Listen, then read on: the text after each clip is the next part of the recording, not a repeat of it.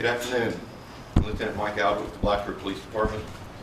In addition to Chief Anthony Wilson of the Blacksburg Police Department and Montgomery County Commonwealth Attorney Mary Pettit, I'm joined today by Nicole Lovell's youth pastor, Josh Blankenship, and Miss Tammy Weeks, Nicole's mother, who would like to read a statement on behalf of the family.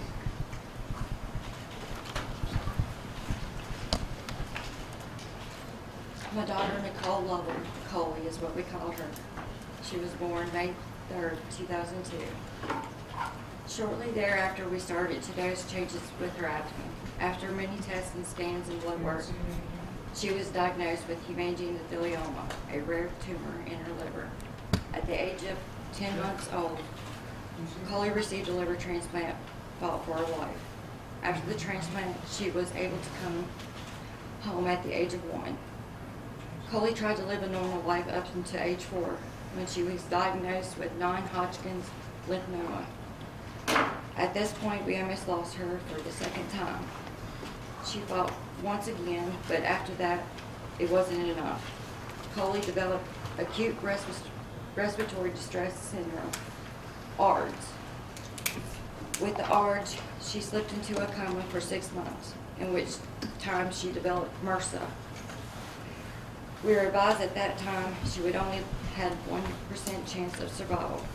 Coley once again beat the odds, though. After 8 months in the hospital, she was released and she started to thrive. Coley had a passion for pandas, music, dancing, dreamed of being on American Idol someday. Her favorite color was blue. Nicole was a very lovable person. Nicole touched many people throughout her short life.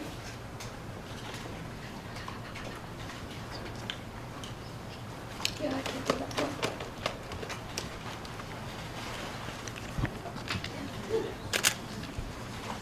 The last part here just says, our hearts still ache in sadness and secret tears still flow. What it meant to lose you, no one will ever know.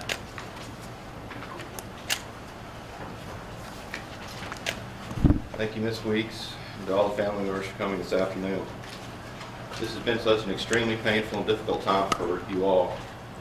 Please know that our department and so many in the community are keeping you in our constant thoughts and prayers. At this time, I'd like to bring Chief Anthony Wilson to the podium.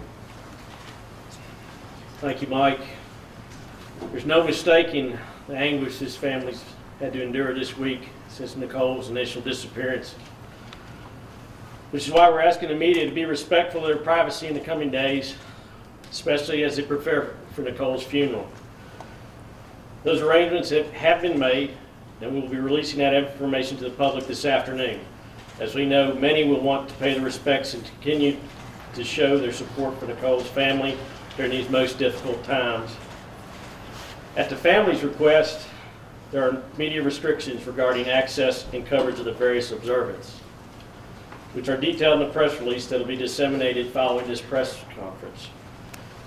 We appreciate the media's compliance with those restrictions out of respect for this family. So in regards to the investigation, as you know, the Blacksburg Police have made 2 arrests.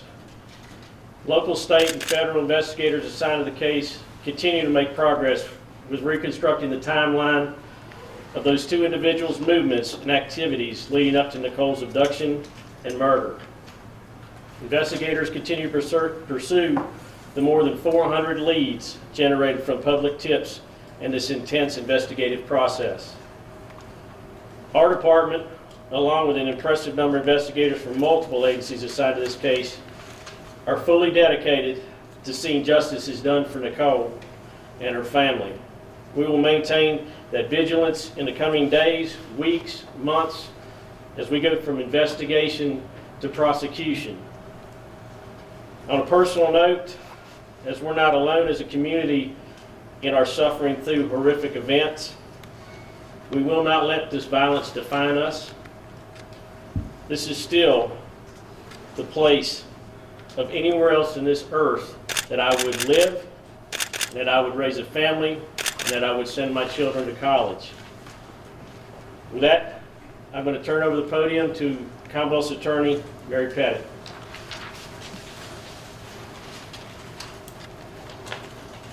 I'm Mary Pettit. I'm the Commonwealth's Attorney for Montgomery County. I have a short statement to make to you today, and we will not be taking any questions following the statement. There's been speculation in social media about why these cases are in the Juvenile and Domestic Relations Court. All preliminary proceedings in which the victim of physical violence is a minor are required by statute in Virginia to begin in Juvenile and Domestic Relations Court.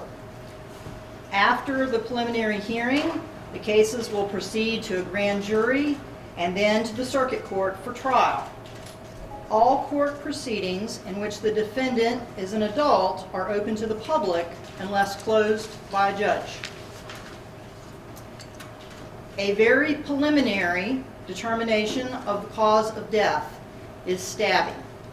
Certain portions of an autopsy, such as laboratory results, take time. Receipt of a formal report is not anticipated until just prior to the preliminary hearing.